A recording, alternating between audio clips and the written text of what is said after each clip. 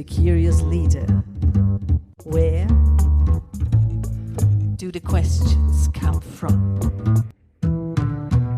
Let's shape the future with leadership and future skills such as curiosity, creativity, listening, being boldly human, and meaningful conversations along with good music. Lust auf Zukunft schaffen? Mit Leadership und Future Skills wie Neugier, Kreativität, Zuhören, mutig Mensch sein sowie richtig guten Gesprächen und richtig gute Musik. Los geht's. Off we go. So why to be this empathetic, this human in a working environment? And what is the return on the production environment that you think of? This is what we can look into. Like the return on investment of you being a human manager or a people-centered manager is definitely will be shown in your dashboards and in your results and in your staff well-being and issues among staff and compliance with ethical behaviors and so many other elements in terms of institutional controls. So yeah, this is how I think about it, you know?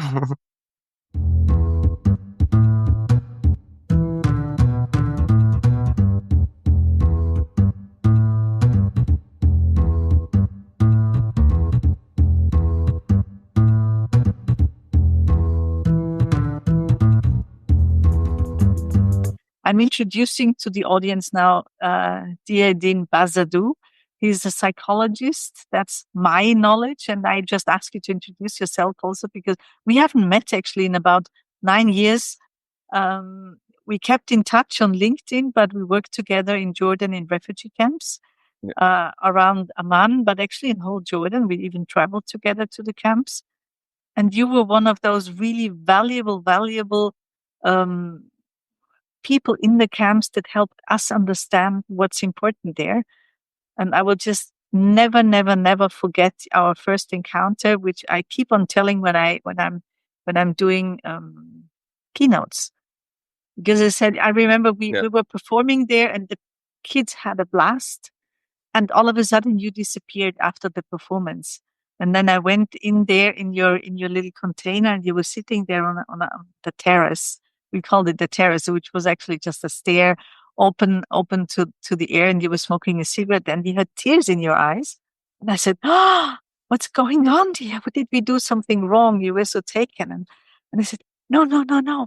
I have been working with the kids on basic emotions, and they can easily provide hate. They can provide fear.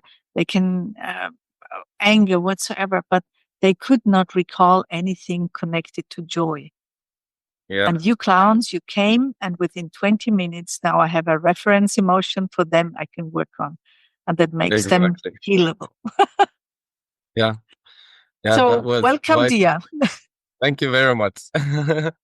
Thank you very much for hosting me, Carola. It's good to catch up after all of these years since we had in our professional endeavors and there in the camps. And to be honest, that was one of the most unforgettable experiences working as a child psychologist back then. So motivated to help to do, and it was quite a good time. So what is leadership? What do you think about it? Questions are crucial. Do they open doors, or do they open windows? Do they have a smell, and do they have a taste?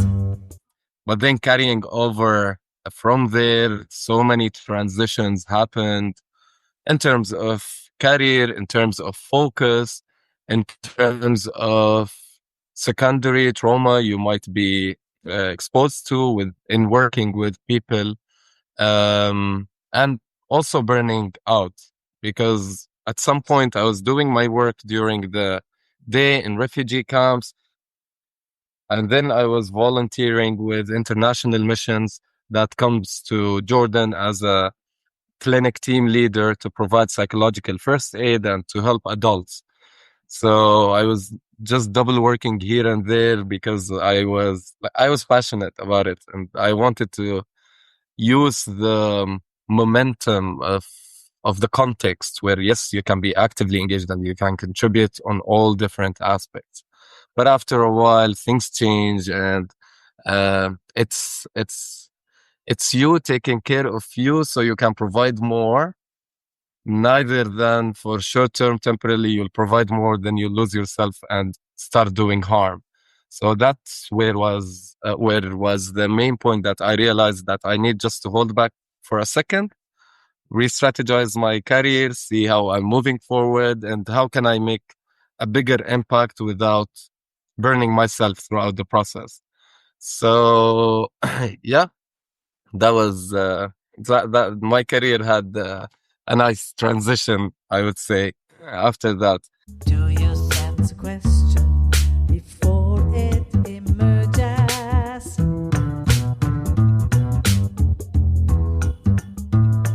Why don't you help people to let those one inside of them? It's freeing them, letting them out of the cage of thoughts.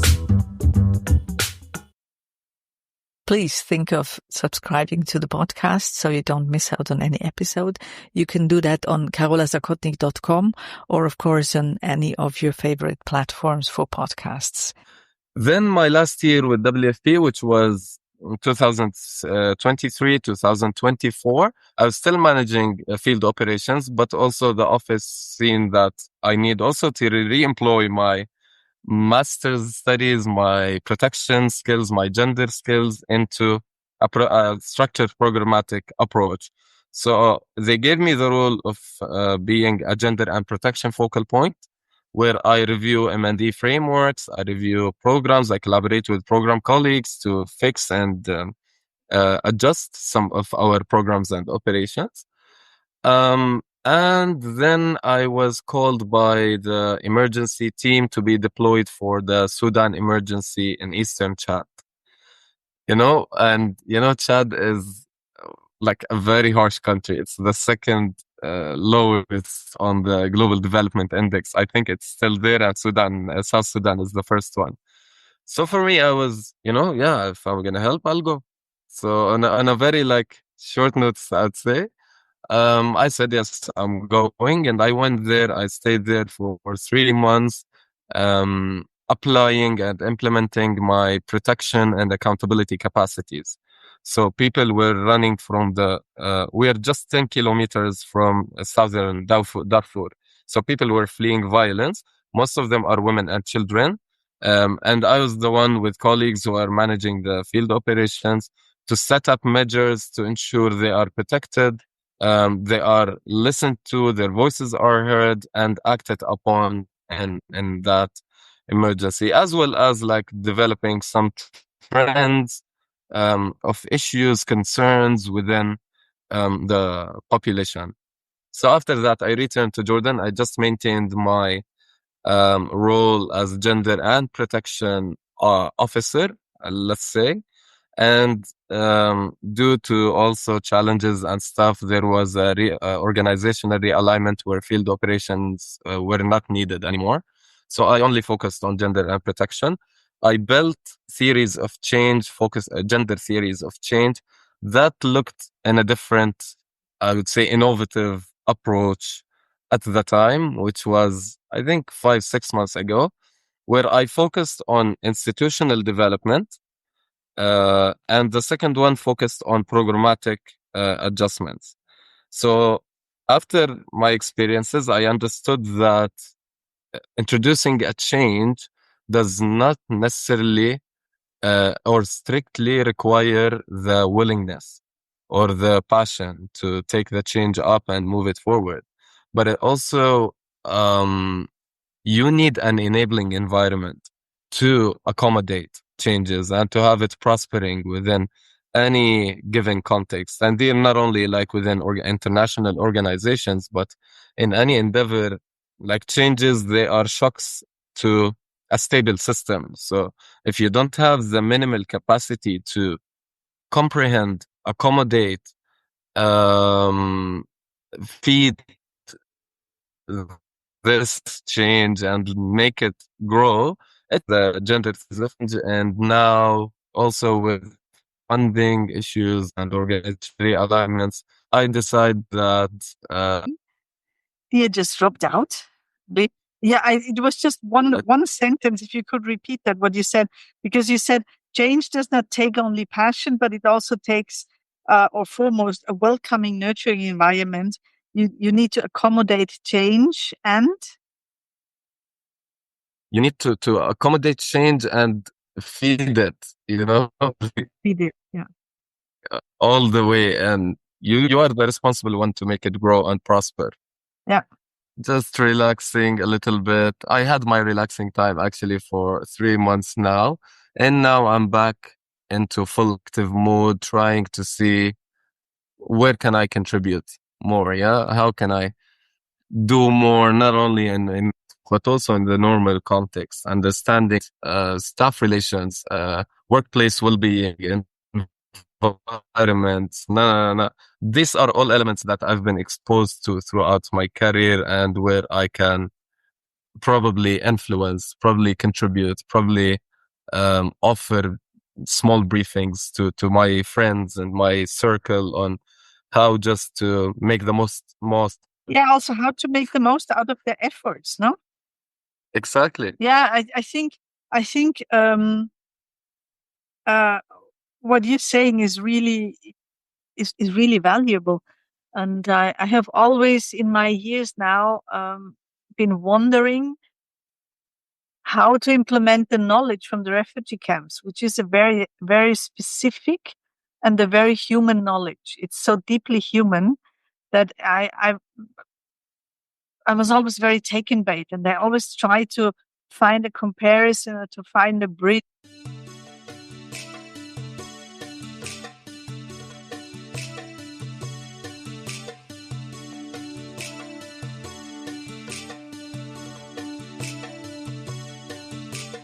Una di ste mattine ti svegli e lo sai.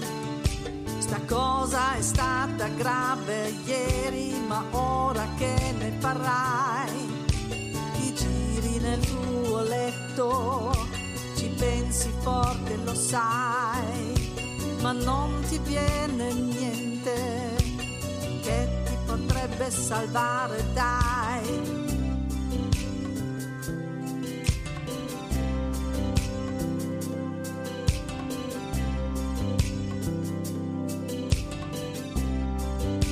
Ed io ti dico, abbraccia pure l'ore, abbraccialo forte, stringiti al cuore, scopri che non ne ancora ne sai.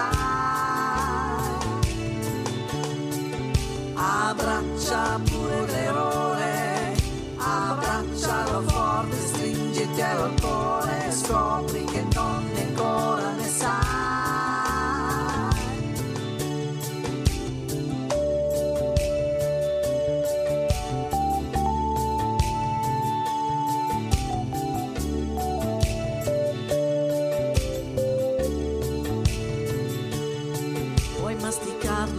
Stuzzicarlo, lo sai che ti farà dei guai, e nello stesso tempo ne trovi una gemma che non aspettavi mai. Sì, bisogna lisciarla ancora dal ruvido, bellezza ne farai. Ma sviluppa pure quel tratto di vedere bellezza nei guai. Ed io ti dico,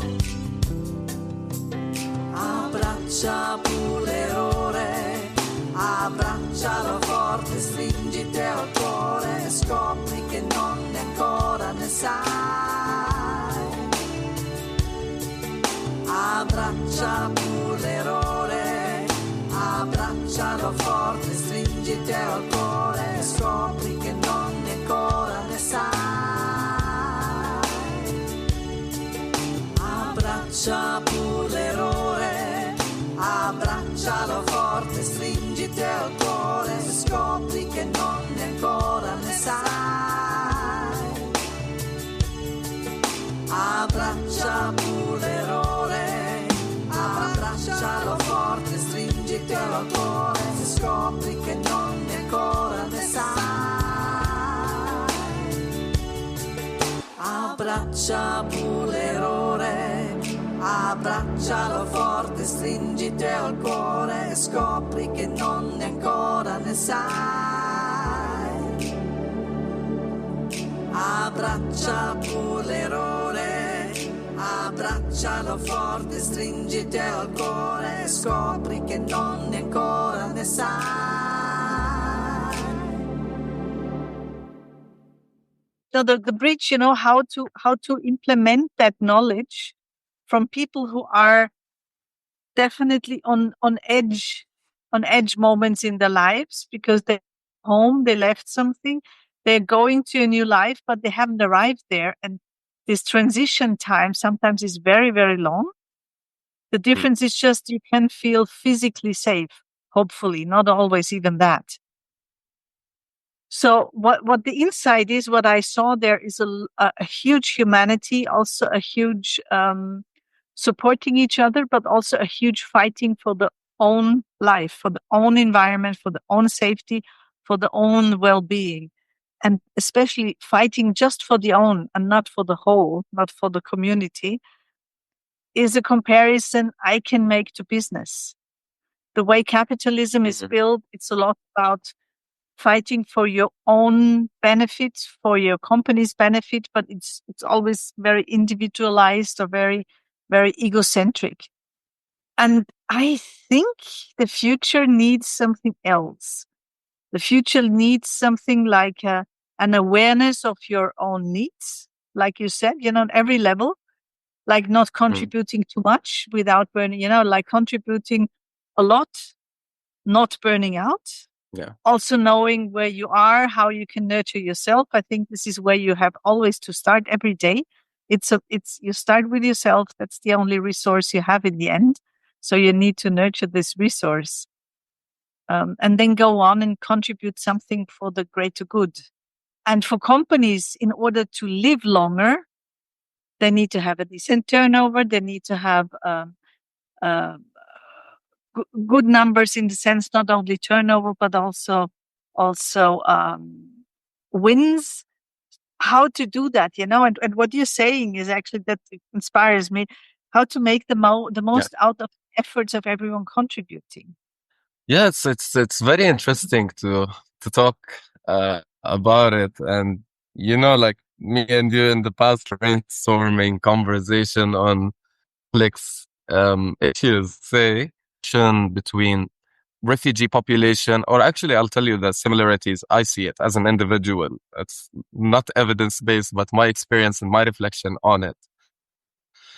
It's whether it's a refugee population, whether it's sport competitiveness, competitive team members, or gym, or a club, or like any community that we're targeting. What I sensed that people of collective struggle, they develop similar patterns towards responding to their main primary needs. Yeah. That's in a refugee context, it's survival. By developing this pattern, they lose their priority over than similarity and contribution to autonomy. It's a whole community that moves together when there is a collective struggle.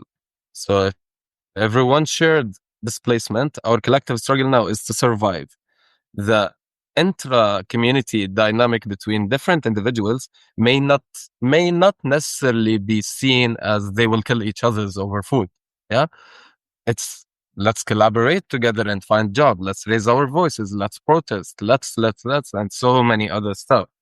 So looking at this in a different perspective, let's say in a different group that are not refugees, normal group within a company, I would say my own individual perspective is that each individual, definitely they have their own goals and their own survival. Yeah. Within this fish They need to survive. For people, survival may mean a continued progression. People who feel like dinosaurs may die and like it's figuratively speaking, but may not produce anymore. Specific patterns could be identified amongst people who are curious, as you said, amongst people who are lazy, you know, and so on. So looking at the differences between them, you will see them wide and too far from each other's, but it's not completely contextual or relevant to their environment. Could be a benchmark or a spark to developing the intended pattern that you will be looking at in towards building positive outcomes, let's say. And this is the hard part. What is the element that everyone in the room would agree that, yes, we might need it, but on so many different levels? There are the greedy people may need, let's say, a half day incentive, like half day off. Other people will use it as a huge privilege. Other people will use it as a huge appreciation. It's about the perception, but it's a small collective element. It might be differentiated in terms of interpretation by each individual, but at least it's there. And it's the point of contact and point of connection. So this is my own opinion, and this is how, when I look at a refugee community, whether in an emergency context or a different context, what I understood is that there is a need eventually. You need something. And my role is to provide. And my need as Deya back then was that I need a fulfilling job and a meaningful mission in life. The moment I lose it and I work behind closed desks and I'll feel that I'm losing the momentum and I'm losing the time, my age and my energy. So it's a mutual give and take, but it's different. It's different. And always for me, it was very, very important in the field is to have like the ground level perspective, like from any individual. I'll sit next to them. I'll try to experience features of their lives. I'll try to learn, observe here and there to know how can I better integrate. And I'm integrating for their own benefit, and my meaningful and mission and reward. So this is my own just personal reflection on it. That's great. Hearing or listening or sensing, that's what the leader needs. And where do you put your own curiosity in this context? Do you have it? Did it feed you? Did it help you to develop, to see? Yes, I think it's me trying to understand and catch up. Day in and day out, human experiences change. Me today, it's not me today. I've experienced different elements from yesterday to today.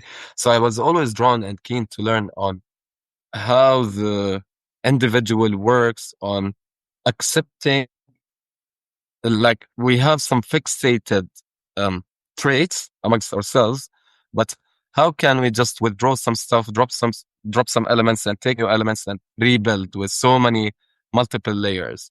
When you look at it like in terms of example, it's like a cake with a layer all above each other. That creates uniqueness. But after my different reflections, we're talking about something that is so transformative, dynamically transformative. It's a one entity. It transforms, within itself in shape, in nature, in energy, and all of that. So my curiosity was always about learning more, how to better integrate. How am I interacting with a context or an environment? What do I take and what do I leave? And I had my own, one-person stand-up meetings to put myself in check wherever I feel that I'm not corrected.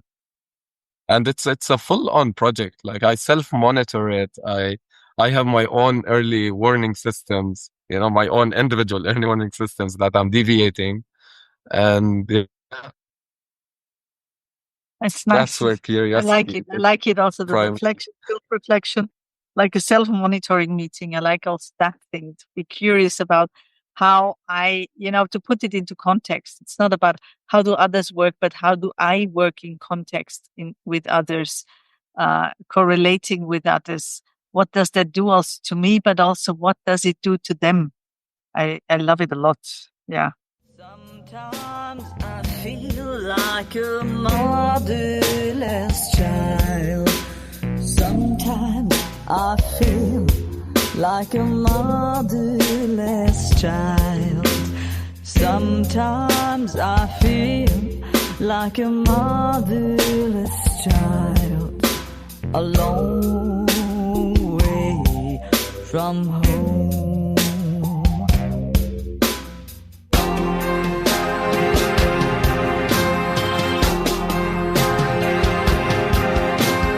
Sometimes I feel like the night won't end. Sometimes I feel like the night won't end.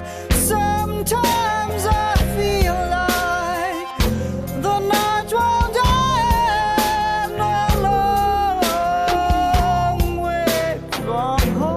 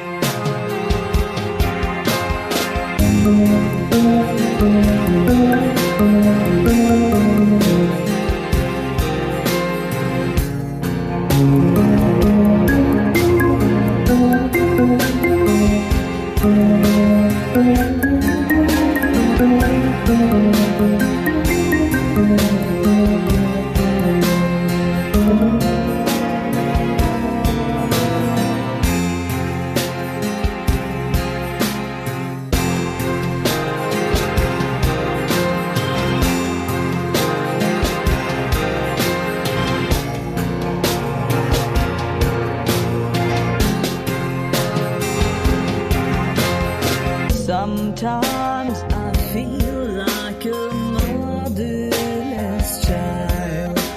Sometimes I feel like a motherless child. Sometimes I feel like a motherless child, a long way from home.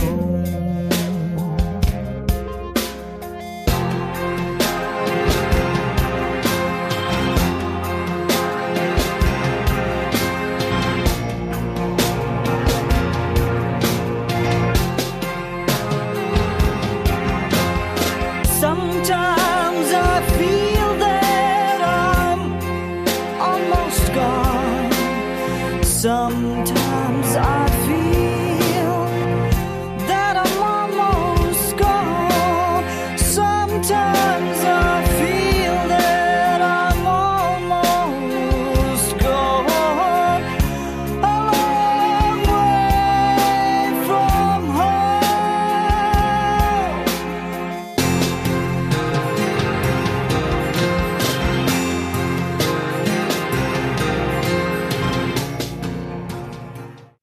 What role did trust play for you? Trust in the environment and the agents of the environment, or trust in myself fitting within like it depends how it's defined, I'd say, in the context of our reflection. Trust is, like, for me, in environment agents, is built on shared experiences and shared knowledge. What is the product of any other human interaction that I carry? They have a purpose and I have a purpose. We both have goals and outcomes of any individual and human interaction. That's my own opinion. It could be emotional, it could be financial, it could be social, you know. And for me, it's the same. If someone makes me happy, I have this as an investment. So if they give me happiness, I'll start trusting them that they are delivering on the outcomes of our human interaction. Yeah. So this is how I perceive it. It's you know, it's a give and take. It's an interest-based relationship. And the norm is that we always translate interest in the capitalist vision or a perspective. No, it's not. My interest is to talk to Caroline, like you're my friend. I'll have positive feelings of talking with you and you'll have the same. So we are building on this grounds and we are just amplifying our interests. So that's how it comes, you know, with my managers, with my colleagues, and all of that.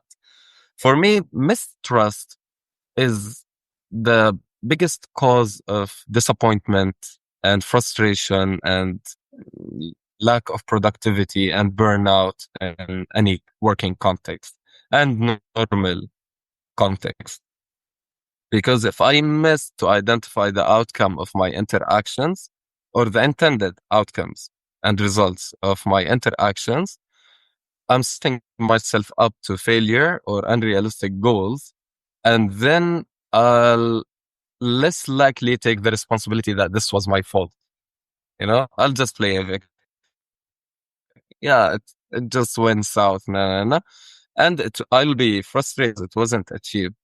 So it's more of a self-awareness, you know, self-awareness, how you build what you want to grow.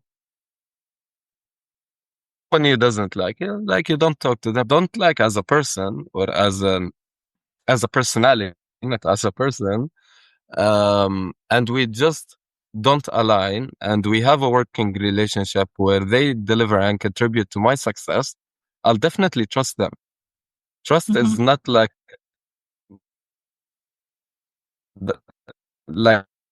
it has its emotional feature, you know. It's a project, it's an endeavor to be built. It's a whole skeleton that you need to keep giving out to it. I hope I'm not like diverting and being so thoughtful about the elements of the topic. No, it's great actually, because it's so, you know, I think especially now talking about, I was counting actually, I think the last mission I came back from Jordan was right before my 50th birthday. It was the day before, and this was the 30th January in 2015. Now we have again January in 2025, like 10 years later. I'm turning 60 at the end of this month. And I was not aware actually that it was 10 years. And for me, what I realized after leaving this refugee work, which I still think is one of the most insightful and fulfilling works I've ever done, was to find or to harvest my own value. Not because I did not believe in myself, but I could not position myself anymore where I would fit, or where my expertise, my knowledge, my experiences can contribute outside of this bringing joy and laughter to people in need, you know, dire situations. And I can just imagine now when you tell me that, what like your way of reflecting and the way you saw things, the way you experienced things, and the way you could positively benefit to these things. And now you feel it that it's good to transition into a different area of work, in a different area of contribution. Like on the same path, what is the value you can bring? Like not doubting that there is value, but where is the value the others can really take out something of that? And the way you're really reflecting is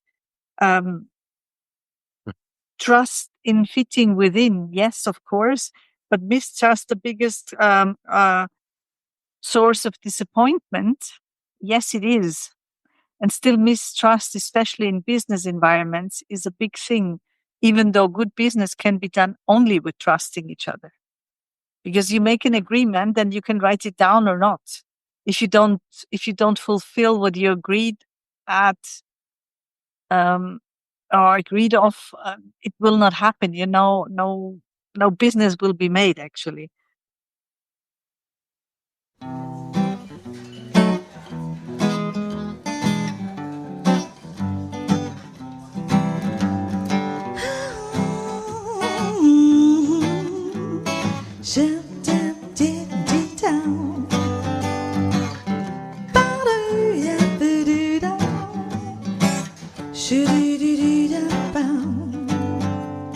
Sister, remember my name, oh sister. We're two of our kind, so sister, I'm keeping my eye on you. I bet you think you don't know nothing but singing the blues spot, sister. Have I got news for you, so sister, I hope that you know something too. Scuffing, I've been off the lonesome road and seen a lot of suns going down. Trust me, I'm not gonna see you around. But let me tell you something, sister. Remember your name, no twister. It's gonna steal your love away or something. We sure ain't got a whole lot of time.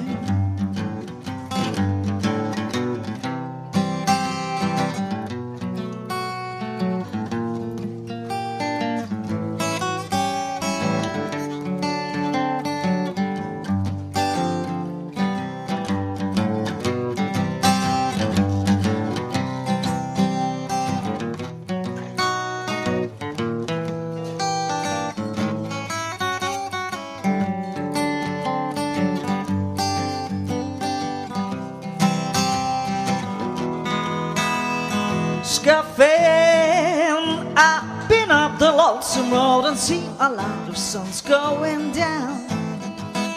Trust me, no one's gonna steal you around. I bet you think I don't know nothing. Remember your name, no twister. It's gonna steal your stuff away, oh sister. We sure and have a lot of time. So shake your shimmy, sister. Sure as I know it's fine. Bye, bye, bye.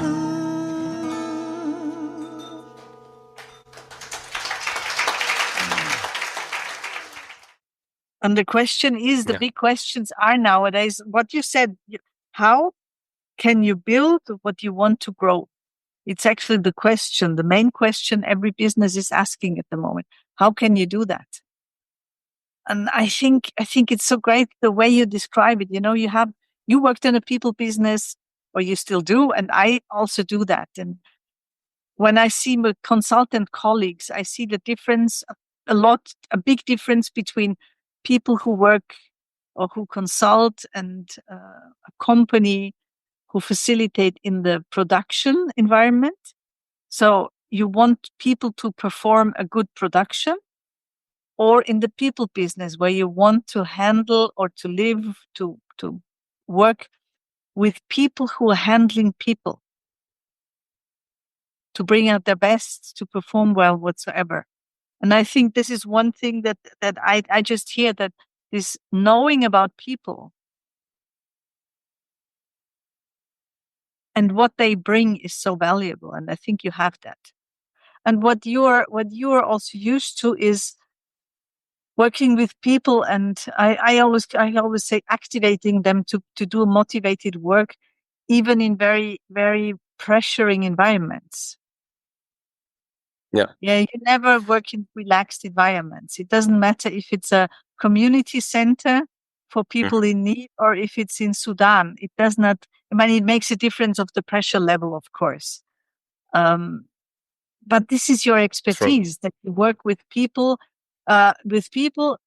who need to work under pressure.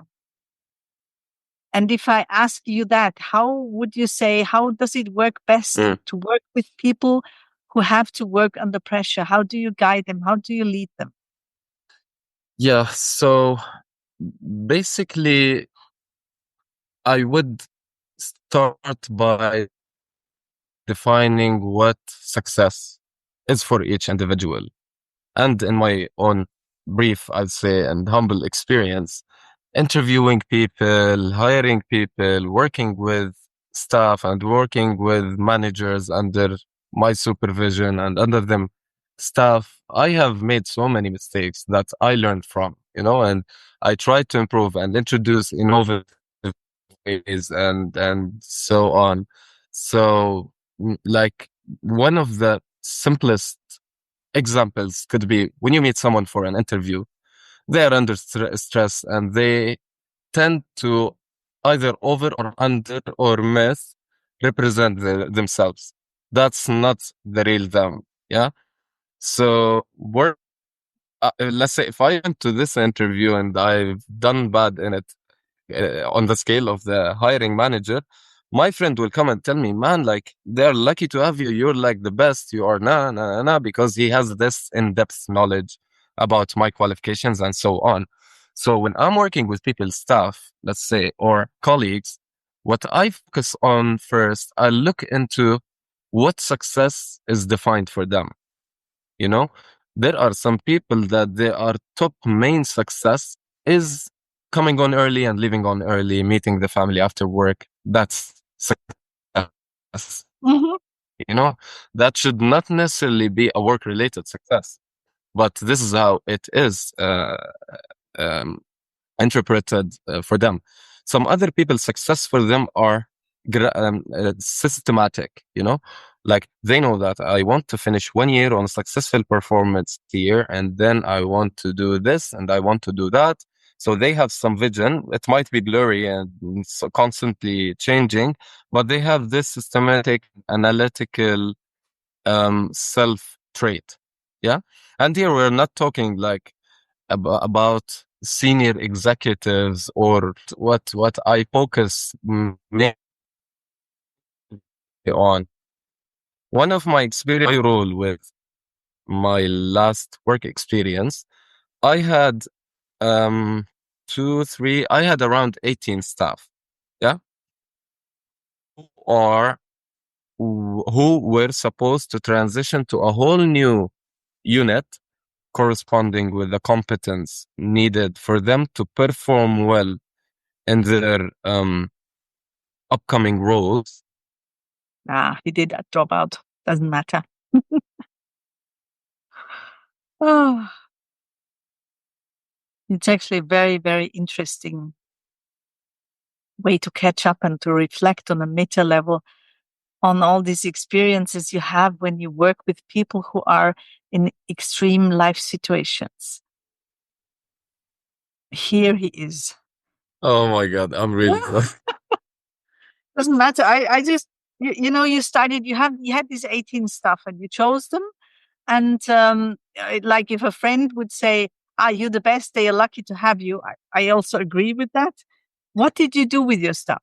So with them in this transitional period, I've introduced a mock interview exercise where I have developed the main leadership pillars corresponding with the competency required for them to perform successfully on their new roles, and I have ran a full-on exercise for 11 staff who were interested in attending. The other 7, they didn't want to attend. And I asked them questions and I took their answers, and then I took each individual answer and I rewrote it in a way to make them know how to present themselves better. After 3 years experience, I know their strengths and weaknesses. I applied for them like the STAR model, how to do this, and that. And I didn't have any supervisory role anymore for them, but I had like some short time to do this exercise and I have done it. Out of the 11, 9 people successfully landed the roles they wanted, like the transitional roles, and they took on the feedback. And it was just my initiative to let them know how contributing they could be to the level of competence required of them. So yeah, it's do you know, like, there are people, let's say I had amongst my students other than all the others, and I had someone with more historical engagement with the place and inherited reputation than others. So I had to tailor to each one's situation, yeah, and what does they take pride in, you know. You'll find someone will tell you, yeah, I've been working here for 10 years. No. That's his sole confidence. Yeah. Purity, maybe. Also maybe trust and success. So there's diversity. Oh, I hear you. Some others will tell you, I don't get the environment, that I don't care about colleagues. I just want my salary end of the month. Oh, it's great. And for the trust, there's the confidence coming in. What I hear, what you do naturally is listening. You don't do it only just because you're curious, or you don't do it only just because it's a professional trait, but you seem to listen deeply. What person is this? Makes you invent and measurement. That's a very important trait for me. Yes. Because I think, I'm constantly, so just for you to understand, I'm constantly in this podcast also, I'm constantly asking people about their leadership philosophies, about also trying to give them good questions, so everyone just doesn't share with the world what their insights is or their secrets are, but also maybe to have an insight upon yourself, because usually you don't reflect on your leadership with someone else. So, and when I'm good, and I said one of my traits is that I can ask good questions, and that the questions come to me. And I think what I hear for you is, or with you for yourself, is that listening seems to be one of your most important leadership skills. And I also think it's one of the most important ones.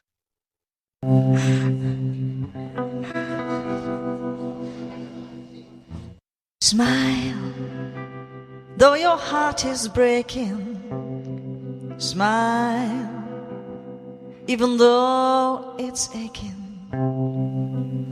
When there are clouds in the sky, you'll get by. Smile through your fear and sorrow. Smile, maybe tomorrow you see the sun comes shining through for you. Light up your face with gladness, hide every trace of sadness, although a tear may be ever so near.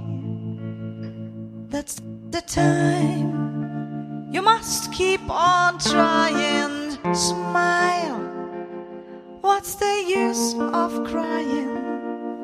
You see, their life is still worthwhile if you smile.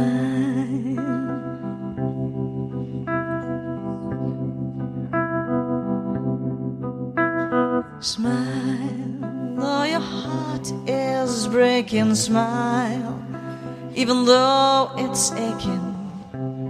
When there are clouds in the sky, you'll get by.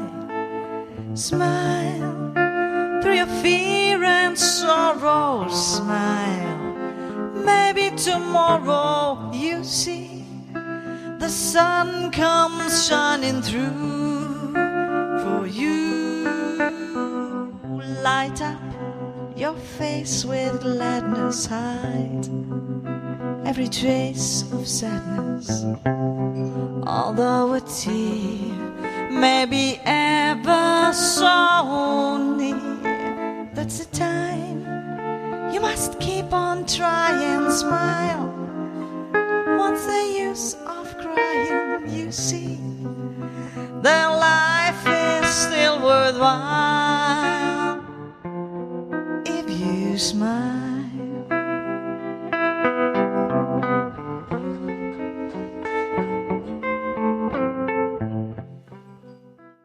It's definitely important. Like it's completely important and could be easily. It's a very thin line between you effectively use it and misuse it.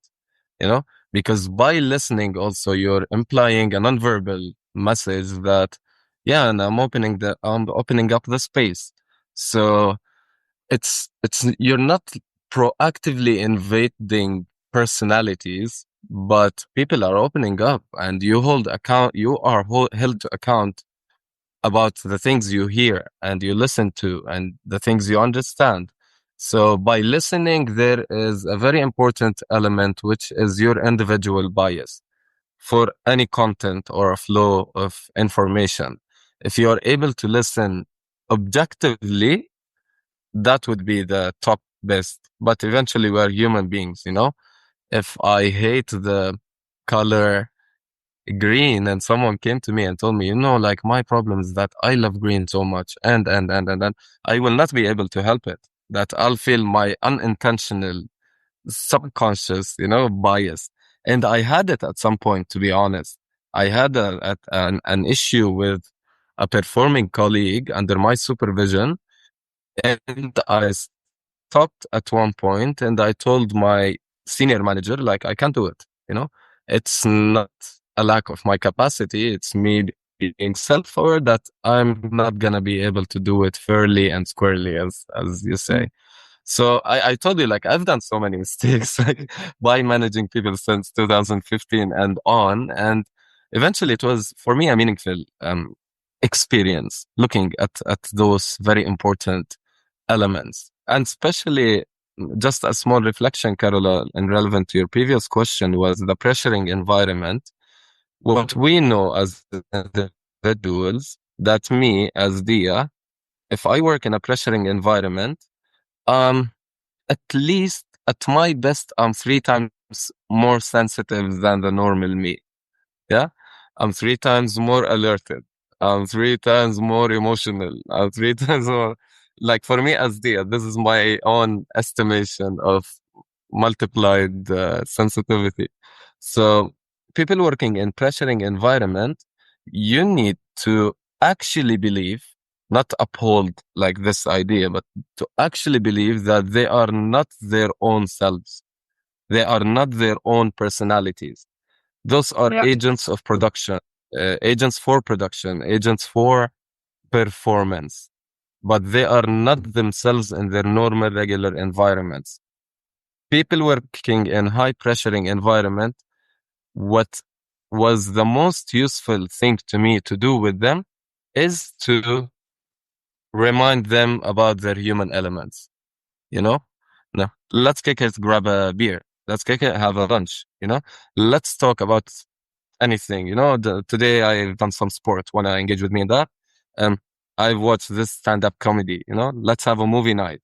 Let's have whatever. In the very most, you know, in that emergency. And we had a bond, even after now everyone in a different country, we had like a very strong bond because you were the one, like, reminding each other about our human element. Mm-hmm. We usually perceive it as weak, but it's not. You know, you can perform, but I can bring, like, after years, a robot can do my job, you know, my technical capacities. They can do them. The only thing that will not be replaced is your individual experience, uniqueness, and reflection on the human context you're interacting with and the group you are part of. So that was one. And people are easily incentivized in high pressuring environment when incentives are used correctly, and also tailored individual thinking about each person could be also helpful in some applicable environments, not when you have like 200-300 staff, I would say, for the least, but for the scale of 10, 15, 20, I was able to do an individualized relationship strategies, with each one of them. And this is my own work, you're not required to, because as a manager, you have the authority, you have the power, and your decisions can't be suspected unless by the person who's higher than you. So how can you let go this ego and this delegation, and remember that even people like lesser than you in terms of grade and maybe experience still could bring a good critique to what you think is right. So that was always an area of I told you, like, this self stand-up meetings, like every day at work with myself, self-monitoring every once in a while. Those are very, very important. And it's for your own sake, Some people that are rigidly managing, they'll do their job and retire happily, like after 60, 50 years. This works and that works as well. And so many different methods work. So why to be this empathetic, this human in a working environment? And what is the return on the production environment that you think of? This is what we can look into. Like the return on investment of you being a human manager or a people-centered manager is definitely will be shown in your dashboards and in your results and in your staff well-being, in issues among staff, and compliance with ethical behaviors, and so many other elements in terms of institutional controls. So yeah, this is how I think about it, Well, I can just say for the podcast, I say a lot of thank you, because this last sentences were such big insights that I think we are really good here. And thank you very, very much. It's Deya Bazadough, a leader in the first aid humanitarian crisis help, working on both sides, a psychologist on one hand and an operational administrator on the other hand. And I think these insights are just great, because it's all about what you just said now, the return on investment of being a human-centered manager.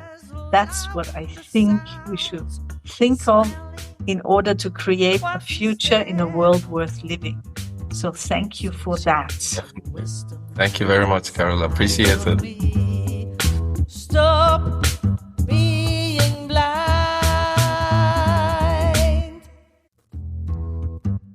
Das war's auch schon für heute. Enough for today. You can listen to me and my guests again each month, every 4th Tuesday at 7 p.m. at Radio Agora. And then the next day you find me and my guests with the podcast Lust auf Zukunft Growing Culture on all major platforms. Du kannst mich und meine Gäste jeden 4. Dienstag im Monat auf Radio Agora hören und ab dem Tag darauf als Podcast Lust auf Zukunft Growing Culture auf allen großen Plattformen. Curious? Neugierig? Zum Beispiel auf Keynotes, Coaching, Events, Creative Work and more? Go to carolasakotnik.com.